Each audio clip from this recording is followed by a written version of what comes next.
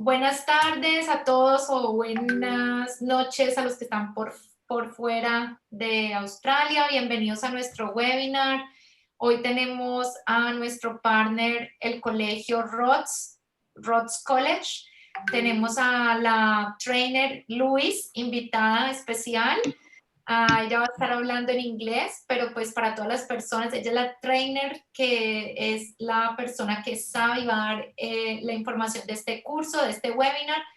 A los que tengan dudas, que de pronto me entiendan, me dicen por favor en el chat y las resolvemos. Entre Henry y yo vamos a estar haciendo pues la traducción para los que necesiten. Queremos obviamente dar las gracias a todos los que nos están acompañando. Yo soy Rosario Orejuela. Para los que no me conocen, soy la manager de Latin Advisor. Nosotros somos una agencia de estudiantes, estamos ubicados en Australia, tenemos oficina en Melbourne y en Brisbane, y tenemos representantes en Latinoamérica también. Entonces, súper bienvenidos todos y vamos a dar inicio con el webinar. Me gustaría primero que todo presentarles a Henry. Henry es Izaguirre, él es la persona de marketing del colegio y pues quiero darle la palabra a él para que él mismo se presente y pues pueda presentarnos a Luis rápidamente para dar inicio al webinar. Hola Henry, ¿cómo estás? Bienvenido. Hola a todos. Ya como bien dijo Rosario, mi nombre es Henry, yo soy el gerente de marketing para Rhodes College. Hoy vamos a estar hablando de un tema súper interesante que es Work Health and Safety. Para eso nos va a acompañar la trainer Louis Richards. Y cualquier duda que tengan, por favor, al final vamos a tener como un espacio para todos de 15 o 20 minutos para que puedan hacer cualquier pregunta. Si no entienden algo también, por favor, pónganlo en el chat y yo, Rosario, con todo el gusto del mundo, pues hacemos la traducción de inmediato, ¿ok? La idea es que no se queden sin entender algo, sino que se vayan a la casa entendiendo todo lo que está diciendo la trainer. So, Luis, if you want, you can start everything right now with the presentation. Thank you very much, Henry. No worries. Welcome everybody to today's presentation. Rosario has introduced me, I believe, in Spanish. So, ¿cómo está? Yes. It was in Spanish, yeah. Welcome, Luis. So you are now, there are some people that probably they don't understand English. So I will be doing the translation and also Henry. So just feel free, everyone, to let me know what are your questions. Todos los que tengan preguntas me la pueden poner ahí o pueden interrumpirnos para que sea súper interactivo. Okay, Luis, all yours. I'm going to share my screen with you.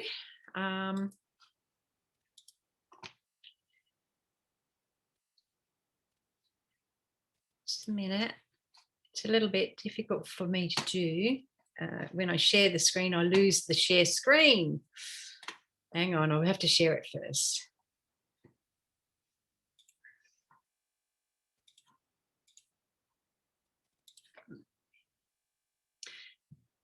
Can you see my screen? Sí, yes. Yes, Sí, yes, yes. I can see your screen. Fantastic. Thank you, Rosario. So welcome to Rhodes College presentation for our Work Health and Safety stream of education. My name is Louise Richards. I have been an industry advisor. I am currently a trainer and assessor for Rhodes College. Now, Rhodes College uses many industry advisors, and I have been one of those. I have experience working in construction and facilities management. I currently keep up to date with work health and safety information, legislation, operations through participating in seminars, workshops, professional associations and memberships. I also am working in the field that I specialise in. I have gathered many qualifications, so I'm actually advanced diploma trained. I've got a vast experience in work health and safety. not only systems and compliance, but also in working in various industries. So the various industries that I have worked in include community services, health, governance, construction, food manufacturing. I've worked in assisting in setting up events, major events, and I work in sports and recreation also. You know, my experience has led me to be able to become a teacher in work health and safety, and I'm able to draw on my experience and teach health and safety from Certificate 3, Certificate 4 through to diploma. You know, I'm really passionate. You have to be passionate about work health and safety to work in that area. And that passion comes from, you know, wanting to make sure that everybody has got the opportunity to work in a safe workplace. So I'll just take you to the next slide. So you might be asking, well, what is this WHS? So WHS is an acronym. It stands for Work Health and Safety. Now, in Australia, work health and safety is a multidiscipline field that it's concerned with ensuring the health and safety of people at work. And, you know, that is dictated by legislation. So it is legislated in Australia that workplaces are safe. So a work health and safety course provides students knowledge and understanding of work health and safety practices and legislation. So the practices are what the organisation does to meet their compliance requirements under the legislation. The course also provides students with generic skills. So these generic skills are business type skills because the qualification comes from the business services training package. And so the types of skills you learn in work health and safety education are generally portable skills that can be used across different business management functions. And also not across the functions, but also across different industries.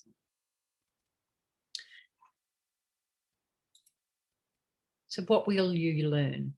You will learn how to identify hazards, assess and control risk.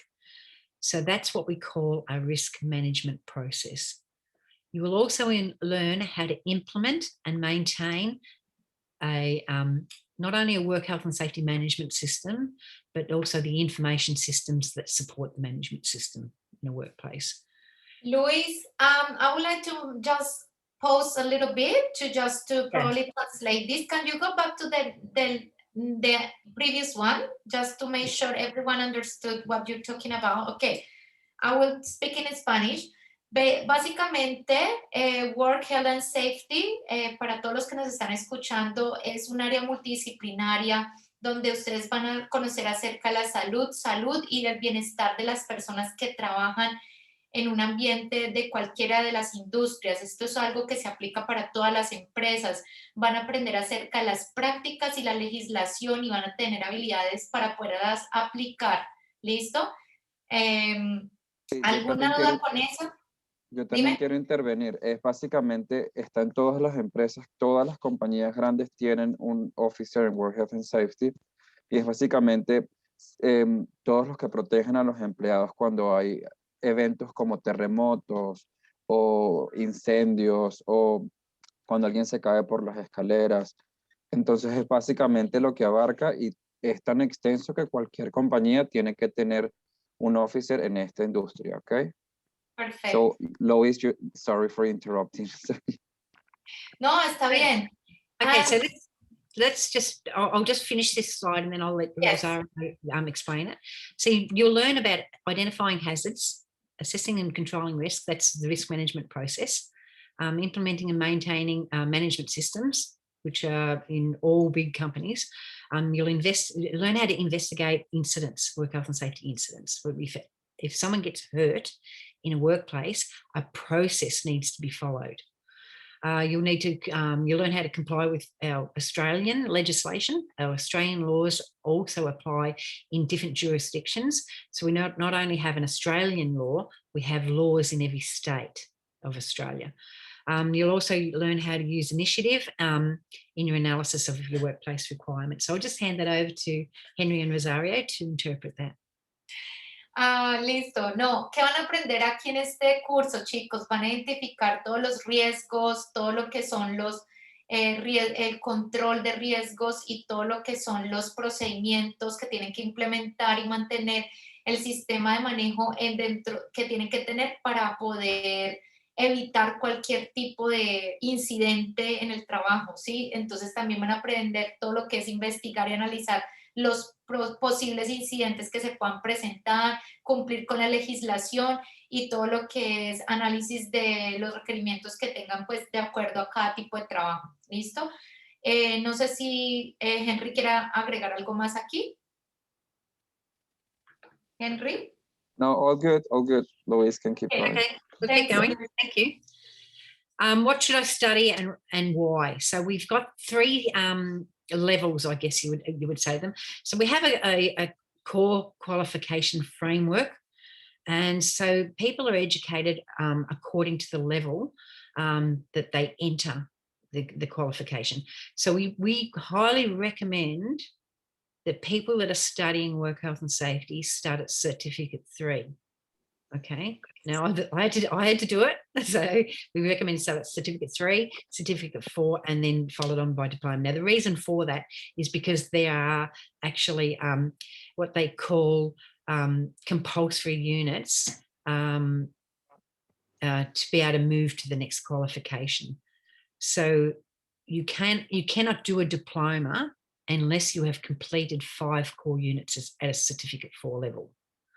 If you want to progress in this stream, you cannot do an advanced diploma unless you have completed the core units at a diploma level. So they all interlock. So we want students to start at certificate 3 to basically gain the foundations of work health and safety in Australia.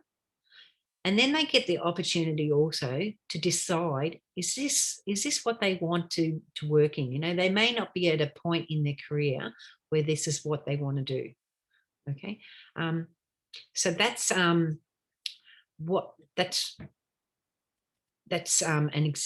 example of the work health and safety units that we offer. And it's important also to say that there are not many RTOs that offer these units to international students and to, you know, even domestic students. So these are the certificates that I recommend that you study. Do you want to just explain? Perfect.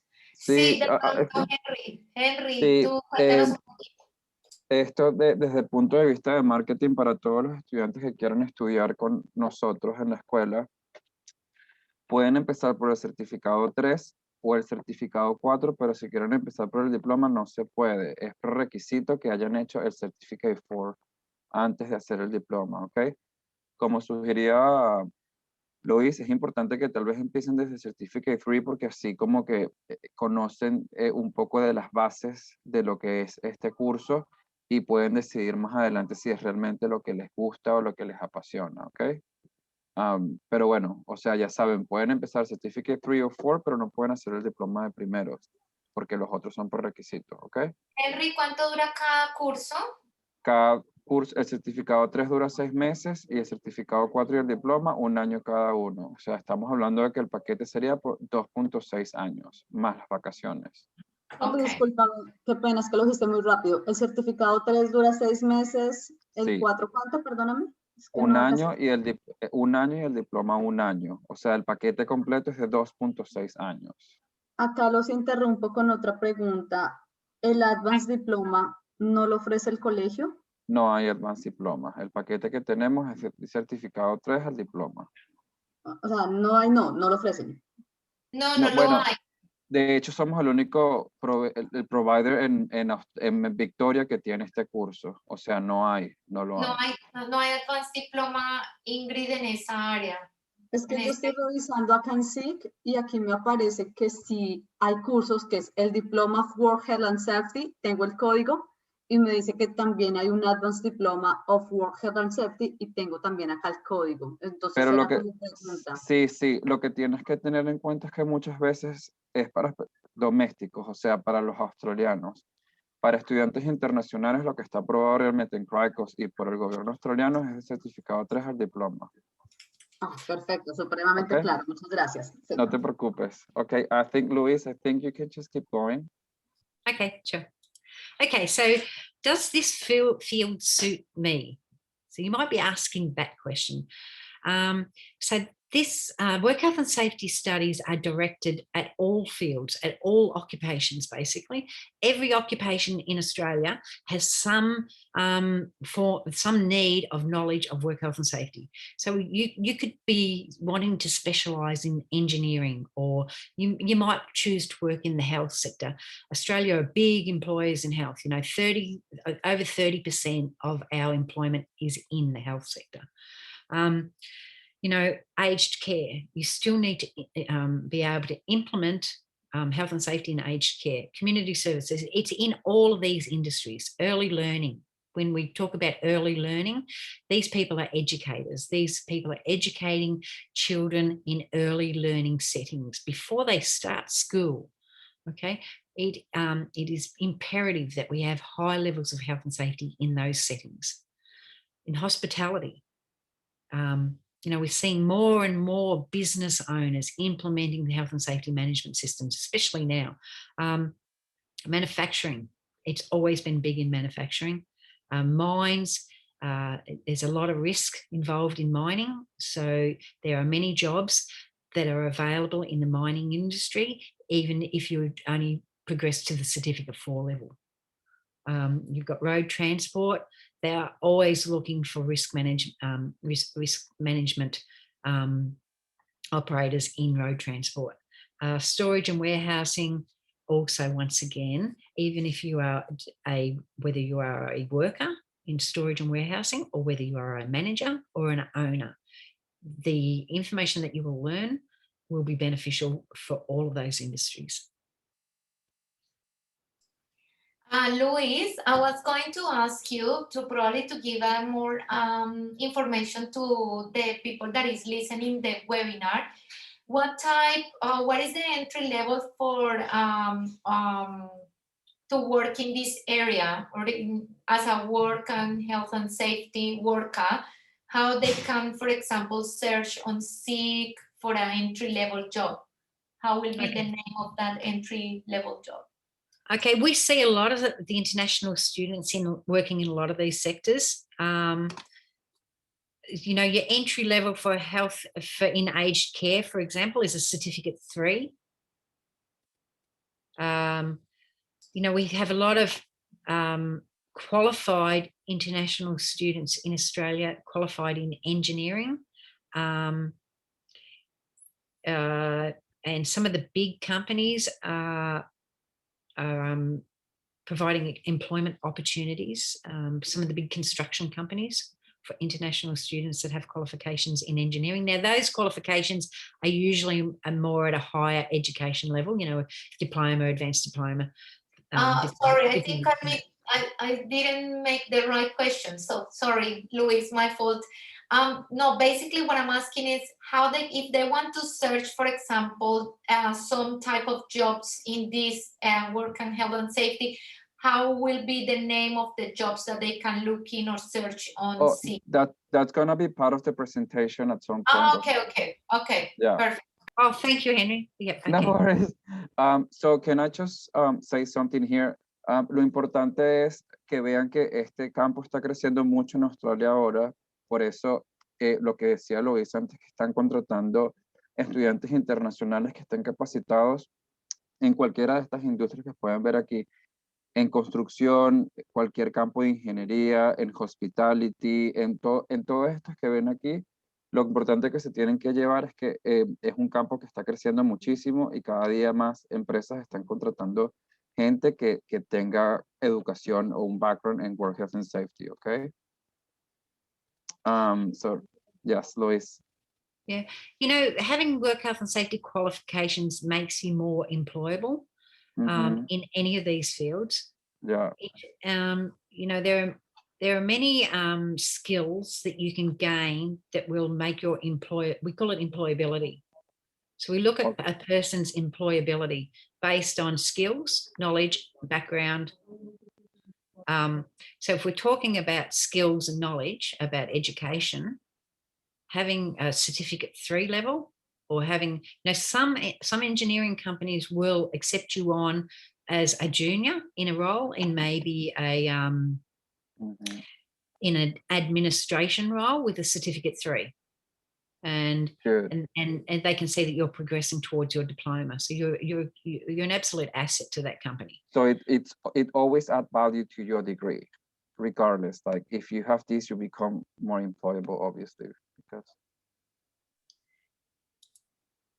So what can I do after graduation? This is probably, yes, you're probably right. This is the one. Okay, so there's no mandatory qualifications to work in health and safety. Okay, so it's expected in every job role that people work safely and do not put others at risk. So the higher level qualifications like the diploma, now they can become a major asset for you when you are looking for employment. You might be choosing to work in health, and so therefore you have your health qualification, but you also have a diploma in work health and safety, which makes you more employable over the next person. That's as an example. So there's different roles that you could potentially aspire to in an organisation. Organisations have roles such as safety officers, your work health and safety representative. That could be an employer representative or an employee representative. You could be a work health and safety coordinator, and that's really just a different name that they use, whether you're a coordinator or an officer or an assistant or an advisor. You know, different organisations or different fields, different occupations use different terminologies, but these are the ones that you'll be looking for. A manager, a practitioner, and a work health and safety officer. Now, you don't reach a practitioner level until you've completed your diploma. And then you need to also demonstrate experience in practicing to reach your practitioner. Yeah. So do you want to just translate that slide for me, please? Yeah, I think that's pretty clear.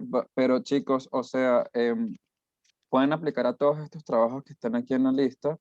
Obviamente hay unos trabajos que requieren de más experiencia que otros. Por ejemplo, el que es de practitioner, como explicaba Luis, este necesita ya que tengan un nivel a diploma y de que ya tengan cierta experiencia laboral en el área, ¿ok? Hay otros trabajos que requieren menos experiencia o que sean junior o que estén empezando, como el safety officer y este tipo de trabajos. Pero lo importante es que, bueno, si quieren tomar una foto de este slide o después hablan con Rosario conmigo, este es el tipo de trabajo al que podrían aplicar en cualquier buscador de trabajo en Australia. Henry, discúlpame, ahí vuelvo a interrumpir, tengo otra pregunta. Yes. Quisiera saber, listo, después de que la persona hace el paquete completo, certificado 3, 4 y diploma, para el tema de buscar trabajo, ¿es necesario hacer una certificación con otra entidad o ya solamente con los diplomas? So that's a good question that's actually a good question for Louis. So Louis, she's basically asking if after she finished the whole package, like from certificate 3 to diploma, she needs a sort of like another certification or something to be able to get a job, or once she finished the course, like a registration, or once she finishes this course, she's able to apply for jobs in the field. Okay, Ingrid, it's no clear answer on that, because whilst you're studying at Rhodes College, you will be working. I would assume you would be working in one of our industries over here. Yeah. So what you're doing is then you're developing these additional skills and knowledge in a particular industry. I probably can answer that, Ingrid. Cuando tú haces los certificados, el 3, el 4, el diploma, lo que ella está diciendo es, tú quedas lista para buscar trabajo. Es como, por ejemplo, los contadores, que tú como con un, digamos, pregrado o un diploma en contabilidad, tú puedes empezar a trabajar como bookkeeper, pero si tú ya quieres pertenecer o a, por ejemplo, a la CPA, que es como el miembro de los contadores, tú tienes que hacer un curso adicional para poder ser miembro y para poder registrarte con ellos, pero no te impide el hecho de que tú ya tengas tu diploma, no te impiden buscar trabajo y poder empezar a trabajar en esa área. Probablemente sí haya más certificaciones que te den como más, digamos, conocimiento, que puedas estar registrado, pero como tal, con los certificados y el diploma que ellos están ofreciendo, ya muchas industrias te pueden aceptar para cualquier tipo de trabajo, dependiendo del entry level que tú vayas a buscar, puede requerir un poquito más de experiencia laboral, dependiendo si quieres ser practitioner o si quieres ser officer o coordinator. No sé si eso responde tu inquietud, Ingrid. Sí, sí, a mí me queda clara, vale. Okay, Great. So Ingrid's okay with your answer? Yes, yes, thank you so much. Thank you, Ingrid. Okay, now we've moved on to, well, how much would you expect to be paid in Australia once you complete your studies? You know, this is a pretty conservative estimation. I would say that the jobs actually pay more than that. It is. I didn't want to get too high just in You know what case, but you can just clarify this, okay? Yeah. So, you know, that'd be really baseline levels. So, you know, if you're looking at working, I guess, let's have a look at this salary distribution Australia. So, you know, this is for a health and safety officer. They're saying when they gathered this information and this data, that they found that 25% of employees were earning less than $28,300. Rightio. So, you know, those people would be probably not working many days of the week, I would assume. I would assume that they're working part-time, you know, probably 1 or 2 days a week if they're making that much money.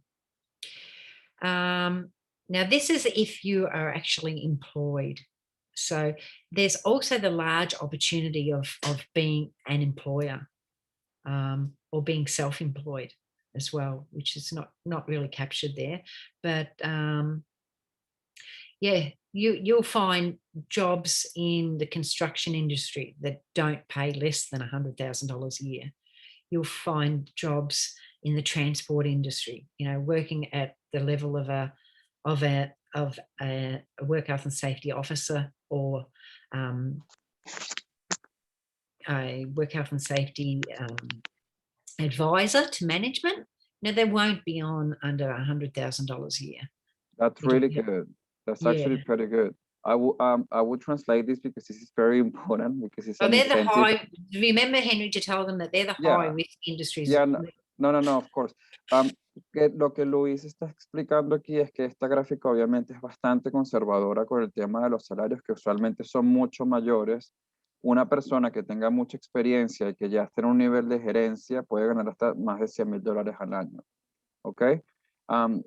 Obviamente ella dice que tal vez estos salarios es para gente que trabaje medio tiempo, que ni siquiera son salarios que para alguien que trabaje tiempo completo en esta industria, que obviamente los salarios son mucho mayores. Pero obviamente ya tienen que saber que es dependiendo de la experiencia y del tipo de industria donde estén trabajando y de que cada caso obviamente es diferente en este tipo de situaciones. That's all good, Luis. Thank you. Let's move on to the next slide. So let's practice now. Okay. So this is what we call the risk management process. Is identifying hazards is the first step in the process. So identifying hazards in the workplace involves finding things and situations that can potentially cause harm to people. I'm sure if you have all have a think of where you're working, you know, it could be in a voluntary role, it could be in a paid role, it could be at a local sporting club, but I'm going to ask you to have a think about some of the hazards at those places. So they could be physical hazards in that environment, you know, plant, and equipment, materials and substances, chemicals. They could be tasks, the way that work is arranged and organised, the systematic process of doing something.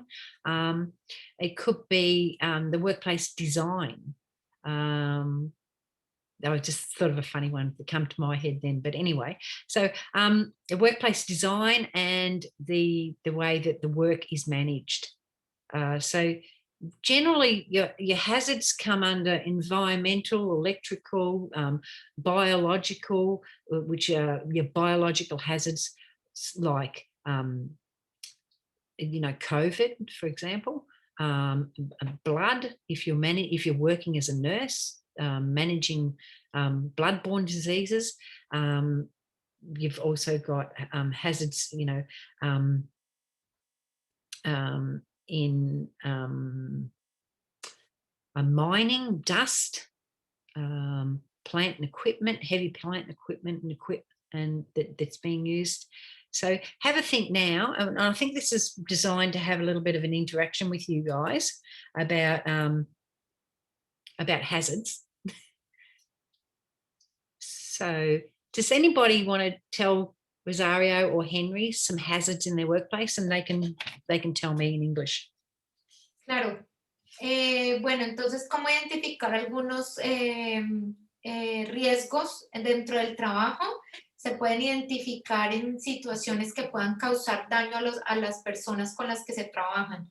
Entonces, hay algunos aspectos que hay que tener en cuenta, como el medio del trabajo como tal, como físicamente, los equipos, los materiales, las sustancias, las tareas que se realicen en el trabajo, cómo se realizan, por ejemplo, cómo está diseñado el ambiente en general en el trabajo. Entonces, todo eso debe estar todo muy bien documentado para poder entonces, digamos, cómo hacer el procedimiento para evitar este tipo de riesgos en el trabajo. Ok, Luis. La idea es que algunos digan si saben cómo identificar algún peligro en sus trabajos en los que tienen ahora. Por ejemplo, si alguien trabaja en limpieza, ¿qué puede llegar a ser un potencial problema para ustedes, o a los que trabajan en hospitality también? ¿Podrían decirnos un poco si alguno sabe más o menos de qué se trata o no tienen ni idea? Yo sí tengo conocimiento en el tema. Can you try to say it in English, or do you want to say it in Spanish? Who, me? Yeah, Ingrid. Okay. Yes, I have some knowledge in the topic because I'm an engineer. So when I was studying at the university, yes, we have some materials about that. So I have knowledge about that. And as well, my partner, he is environmental engineer, and he specializes in work safe, so he knows about it. So did you have a hazard for us, Ingrid, that you wanted to share with the groups, with the group? A hazard in your workplace, or a hazard in your occupation? Yeah, so what type of an engineer are you? Environmental. Industrial and environmental. Yes. Okay, so there's a range of hazards that you'll be investigating, no doubt. Can you name one or two? Okay, in my last employment, currently, we identify some of really hazards about the how the people manage the machines and how the people don't use the proper clothes, especially boots, for that kind of job. We was working in a manufacturing food company. I can't say the name, but they have really, really high risks about how the people work there, because no one is compulsory to use the protective clothes. Yeah. Okay. So what you're talking about is plant and equipment. And so in Australia, we actually have plant and equipment and public regulations where plant and equipment has to be managed using the hierarchy of controls. So any hazard associated with the plant or equipment has to be eliminated. That's the highest control measure. So if we can, and quite often we can't eliminate it. Okay. So if if the equipment has, say, for example, you're saying people have to wear safety boots, you know, that's their personal protective equipment. That's from the lowest measure of the hierarchy of controls. So the regulations say that we have to use higher control measures before we use lower control measures because of reliability. Now, as an engineer, you would know about reliability, and that the higher measures are more reliable.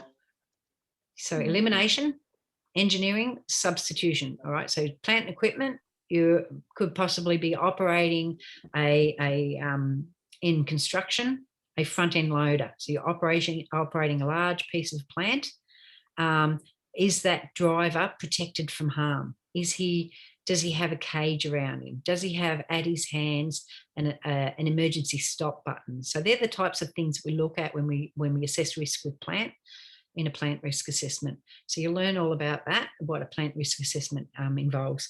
And you're saying that the culture of the organisation or the culture of the people involved in the use of high risk equipment like plant, the culture needs to be changed. So then you can bring in change agents, which are people like yourself that'll be practicing to become practitioners and advisors. So they come in and they say, well, these are some of the ways we can implement change in this workplace to ensure the safety of the workers. So unless you've got the right culture in the workplace, you can implement as many controls as you like, and they will always have the risk of failing.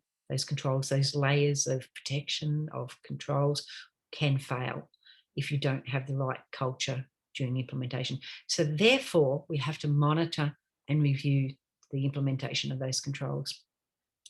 Yeah, so that's all the sort of stuff that you'll learn about, absolutely, which is all practical and good to put into practice in everything we do, in our daily living and in our workplace. Anybody else have a hazard? Sorry, I have a question. Yes, Rosario. If the student does the certificate 3, 4 and diploma, did they need any number of hours as a practice as a part of the course? No, this qualification doesn't require, they call it placement, where you actually have to participate in a workplace, okay? So a lot of the learning is done using case studies and scenarios and projects. So if a student doesn't have a real workplace where they can do their case studies, we provide scenarios. So at the moment, no, the work health and safety qualification doesn't require placement like it does in health and aged care, and that you actually have to go out and placement and practice your skills. But we do highly encourage that you do use workplace scenarios. Okay. Workplace where you're working at, if you're currently working. Perfect. Thank you so much. Ok, si alguno tiene alguna otra pregunta o algo muy específico que quiera preguntarle a Luis, this is your chance, guys, because we could go to questions, and somebody might think of a hazard. That's what I was saying. If any of them have any questions for you, this is the chance for them to do it. So. Sí, también pueden hacer las preguntas en español y nosotros se la preguntamos a Luis en inglés si no se siente tanto muy. Claro que sí. Como información general, yo les quería contar que, bueno, los precios de este curso se los pueden preguntar a Rosario. A las personas que estén aquí, tenemos intake casi que todo el año, solo en abril no tenemos intake, en septiembre y en diciembre, pero en noviembre tenemos 2, entonces pueden empezar el curso todos los meses, a excepción de 3 meses en el año, ¿ok? Para las personas que quieren realizar pagos para el curso, el COE es de 1,200 y luego hacemos pagos mensuales o trimestrales a través del año, ¿ok? La idea es que tengan hasta 9 pagos en un año. Rhodes College es nivel 1 de evaluación ante el gobierno australiano, lo que quiere decir que obviamente la escuela es de excelente calidad y las aprobaciones de las visas están saliendo bastante rápidos por ser nivel 1, ¿ok? Tenemos 3 tutores ahora, todos con muchísima experiencia como Luis. Tenemos otros dos que también tienen hasta 40 años de experiencia en el área. Y bueno, no sé si tienen alguna otra pregunta con respecto al marketing, pues sería bueno que me lo hicieran saber. Igual también para las personas que de pronto quieran saber un poquito más, podemos organizar un campus tour con Henry Sí. también, los que se Ujú. encuentren acá en Melbourne. Podemos organizar el campus tour para que vayan y conozcan el colegio y darles información pues más detallada también. No hay Claro que ningún sí. problema. Entonces, yo Dudas, tengo una chicos, pregunta, sí. Pues, dinos. ten en cuenta lo que dices, que mensualmente se puede hacer inicio de curso, Ujú, teniendo en cuenta que tienen index cada mes. ujú. Entonces, teniendo en cuenta la experiencia que ya hemos tenido en otros cursos, pues porque yo ya he estudiado otros diplomas acá.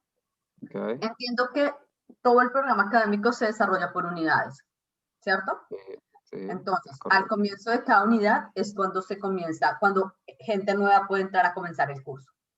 Ujú, Tengo una duda ahí que me pasó en otro colegio. Lamentablemente, uno comienza en una unidad donde el trabajo y los assessment venían relacionados con unidades anteriores que uno no había visto porque era una nueva. Entonces, yo ujú. entré a hacer mi primera unidad, pero para el grupo era la unidad, un ejemplo, la unidad 4. Ujú.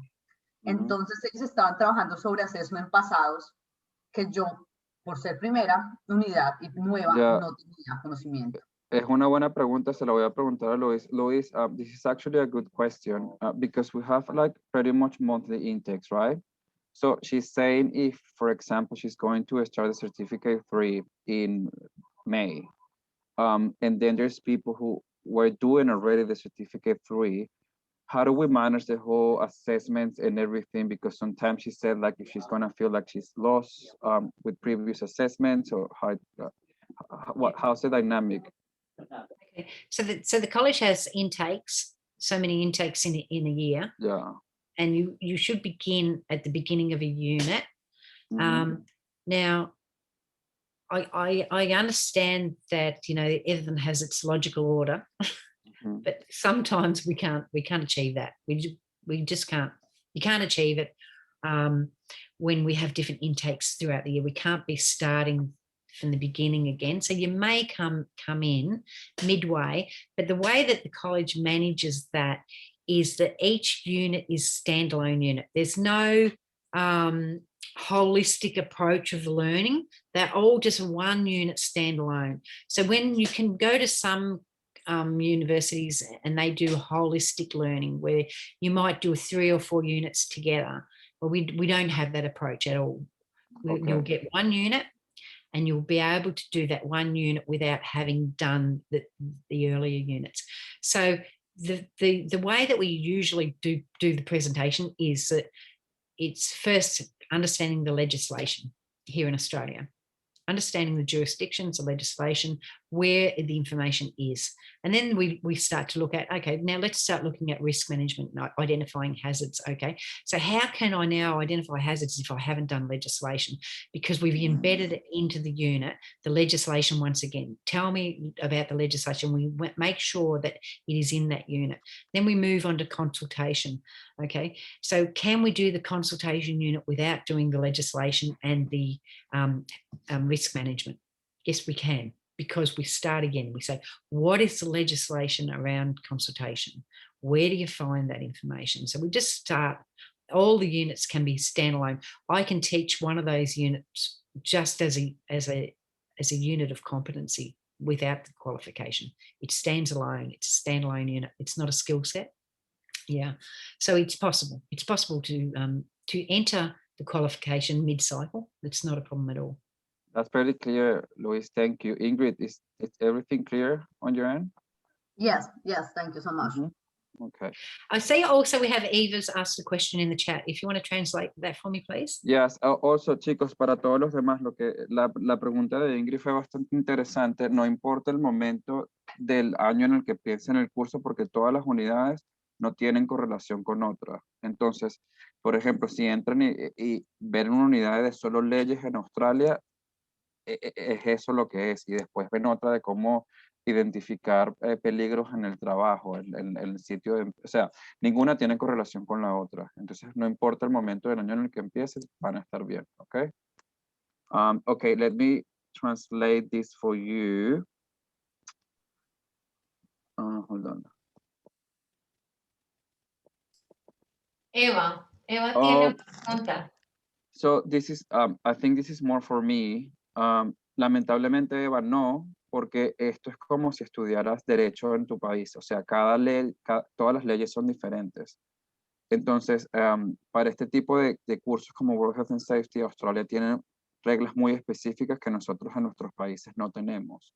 Entonces, no te podríamos hacer ahí un credit transfer o un RPL, lamentablemente, porque tendrías que empezar desde cero, porque es como estás aprendiendo las leyes aquí en este país, ¿ok? Y no en nuestros países. Sí, de pronto también para agregar ahí a Eva es que muchas veces también cuando nosotros venimos de Latinoamérica tenemos pregrado y estos cursos son más a nivel técnico, entonces son como por debajo del pregrado, diploma y certificados y diplomas y generalmente digamos como que no son el mismo nivel, entonces No, también. y hay cosas que nosotros no tenemos, como por ejemplo los chalecos que usan aquí de diferentes colores, los verdes, los naranjas, o el tipo de botas que usan, o el tipo de señalización que hay en las oficinas que nosotros no las tenemos, para el cambio de idioma o por el tipo de legislación que haya en cualquier país al respecto. Entonces sí, sería mejor para ti si empezaras el certificado 3 porque, como bien explicaba Luis, es como todo lo de leyes y regulaciones que hay que saberlas. ¿Alguna otra pregunta, chicos? Aprovechen que tenemos aquí a Luis para hacer preguntas acerca del curso, acerca de áreas de trabajo en Australia. Cualquier pregunta antes de que demos finalización al webinar. Yo ¿Dudas, tengo una inquietudes? pregunta. Dile. ¿Cómo están manejando las clases ahorita? ¿Ya son presenciales, son virtuales? Sí, no, Luis, this is also for you. She's asking if all the classes right now are online, which they are, but like I want you to explain that a little bit further. That's okay? Yeah. So that's something that's very it's very unpredictable at the moment. Unfortunately, I can't give you an answer to that. Every business has to manage their own risk. Okay. Now, so, every business has a different size of the amount of people that can be on site in a business. Currently in Melbourne, they've returned to the offices at 100% now, which is fantastic. However, we still have limitations on floor space. So, you're sure everybody can go back to work, but still you need to be able to work safely. You still need to be able to physical distance and implement control measures to make sure your workers are safe. Okay, so we are still delivering the qualification online currently. For the plans of coming back to a classroom class delivery is really up to the organisation, and that needs to be planned. And in that plan, they really need contingencies because anything could change at any time. But isn't it wonderful that the learning can continue and that we've adapted and that we can continue? So I'm really sorry, but I can't answer that question at the moment. Ok, otra cosa es que las clases son una vez por semana, dependiendo del curso, sea Certificate 3, 4 y diploma, una vez por semana. Y luego tienen la opción de tener el trainer 2 días más por semana para assignment support o tutorials, ¿ok? Entonces tienen todo ese tipo de ventajas.